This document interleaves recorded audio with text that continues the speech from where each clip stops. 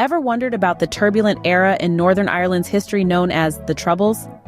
This was a time marked by political and sectarian unrest, a time where division and strife seemed to be the order of the day.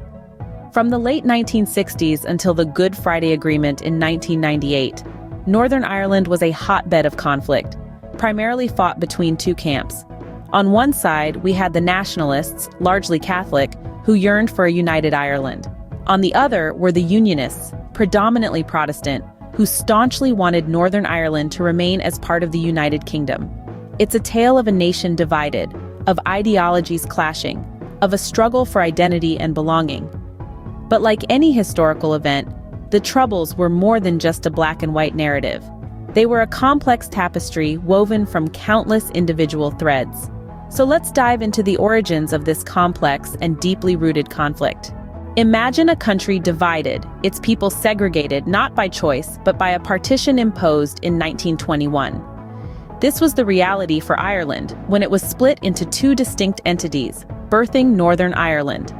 A predominantly Protestant region, Northern Ireland also housed a significant Catholic minority. This division, based on religion and allegiance, would become the bedrock of future discord, laying the groundwork for the tumultuous period known as the Troubles. Let's delve a bit deeper. The creation of Northern Ireland was a byproduct of the political compromise of 1921, which saw the partition of Ireland into two separate entities. The 6 northeastern counties of the island became Northern Ireland, remaining part of the United Kingdom, while the rest of Ireland gained autonomy as the Irish Free State, later becoming a fully independent Republic of Ireland. This partition didn't occur in a vacuum. It was the result of years of conflict and negotiation, underpinned by religious, political, and cultural differences. The predominantly Protestant Unionists wished to remain part of the United Kingdom, valuing their British identity and economic ties. On the other hand, the predominantly Catholic nationalists aspired for a united Ireland, free from British rule. The creation of Northern Ireland led to a state where Protestants were the majority and held political power. This resulted in systemic discrimination against the Catholic minority, who found themselves marginalized in terms of housing, employment, and voting rights. A sense of injustice, resentment, and frustration simmered within the Catholic community, laying the groundwork for future strife. As time wore on, the division deepened, with each side holding steadfast to their respective visions for Northern Ireland's future. The seeds of discord sown by the partition of 1921 began to take root, gradually growing into towering trees of division that overshadowed the landscape of Northern Ireland. By the late 1960s, these tensions were ready to explode. Picture a time of civil rights demonstrations, systemic discrimination, and a heavy-handed government response. We're in the late 1960s, and Northern Ireland is a powder keg ready to explode. The fuse? A series of civil rights protests staged by Catholics, who were tired of facing discrimination in housing, employment, and voting rights. The seeds of discontent had been sown long ago, but it was these peaceful demonstrations that brought the issue to a boiling point. The protests were met with a harsh response from the predominantly Protestant police force and government, further stoking the flames of unrest. The heavy-handed actions of those in power only served to deepen the divide, fueling resentment and sparking widespread disorder. As tensions rose, paramilitary groups began to emerge on both sides of the conflict. The Provisional Irish Republican Army, or IRA, a nationalist paramilitary organization, rose to prominence with a clear goal: to end British rule in Northern Ireland and unite the island. They adopted a strategy of guerrilla warfare, bombings, and assassinations in order to achieve their aims. On the other side of the conflict, loyalist paramilitary groups like the Ulster Volunteer Force and the Ulster Defence Association sprung up, targeting Catholics and Republican sympathizers. The emergence of these groups marked a significant escalation in the conflict, signaling the start of a dark and violent chapter in Northern Ireland's history. As the situation deteriorated, the violence began to spill over the borders of Northern Ireland.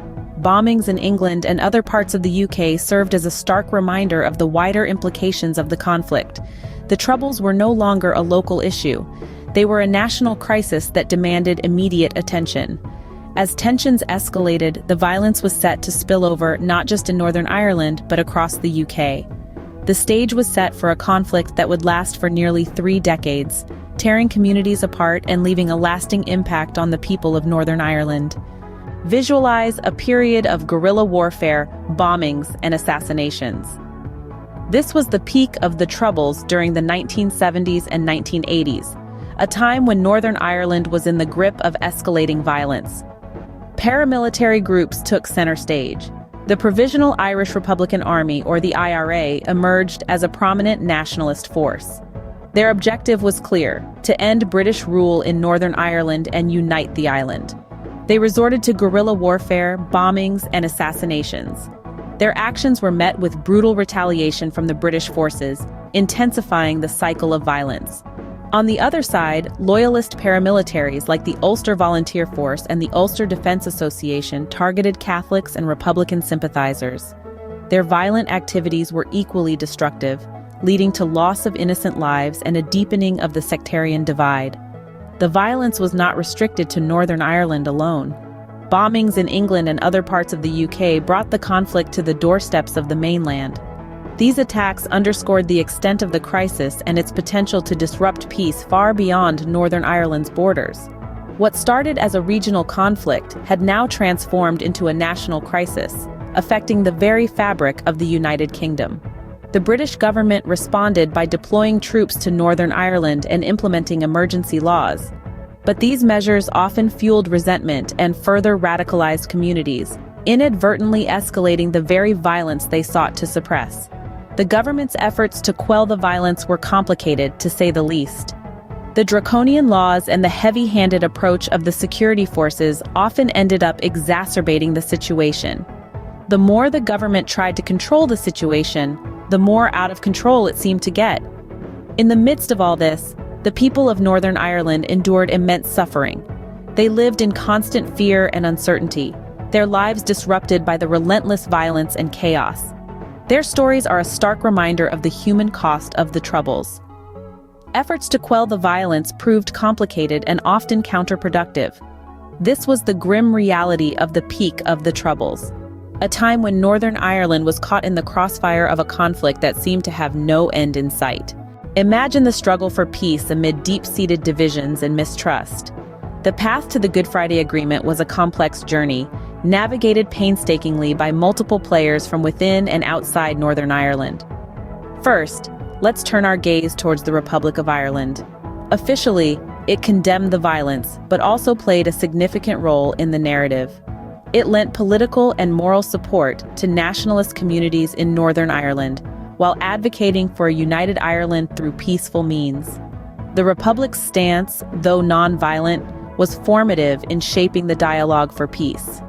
However, the peace process truly gained momentum with international involvement. The United States in particular played a pivotal role. They brokered talks and encouraged dialogue between the conflicting parties. Diplomatic efforts, especially those led by then U.S. President Bill Clinton, were instrumental in paving the way for negotiations. Clinton's persuasive prowess and diplomatic acumen helped bring the warring factions to the negotiating table, fostering an environment conducive to peace talks. As the dialogue progressed, the peace process faced numerous obstacles, including entrenched divisions and deep-rooted mistrust. The road to the Good Friday Agreement was fraught with tension and uncertainty. However, the persistent efforts of the negotiators, coupled with the growing desire for peace among the people of Northern Ireland, kept the process moving forward. The culmination of these efforts was the Good Friday Agreement, signed on April 10, 1998. This agreement marked a historic turning point in the history of Northern Ireland. It established a power-sharing government with representation from both nationalist and unionist parties. It also addressed critical issues such as the decommissioning of paramilitary weapons, policing reforms, and the release of prisoners. The journey to the Good Friday Agreement was a testament to the power of dialogue, diplomacy, and the indomitable human spirit. It demonstrated that even in the face of deep-seated divisions and mistrust, peace is achievable. On April 10, 1998, a historic turning point was reached. Envision a power-sharing government, decommissioned weapons, and a path to reconciliation. This is the essence of the Good Friday Agreement, signed on April 10, 1998. A historic turning point, it marked the end of the Troubles, establishing a government with representation from both nationalist and unionist parties. The agreement addressed key issues like the decommissioning of paramilitary weapons, policing reforms, and the release of prisoners. But the Good Friday Agreement didn't erase the past, nor did it immediately heal the deep wounds. Achieving lasting peace has been an ongoing challenge. Sectarian tensions persist, and even though violence has significantly reduced, sporadic incidents continue to occur.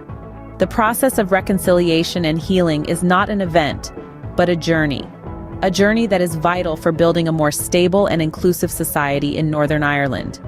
As we look to the future, we see that this journey towards a more stable and inclusive society in Northern Ireland continues. So, what have we learned about the Troubles? This tumultuous period, stretching from the late 60s to the late 90s, was a time of deep division and violent conflict in Northern Ireland between nationalists and unionists. It stands as a stark reminder of the perils of systemic discrimination and the dire consequences of political discord. Yet the signing of the Good Friday Agreement offers hope. Understanding the Troubles gives us insight into the complexities of conflict and the ongoing struggle for peace.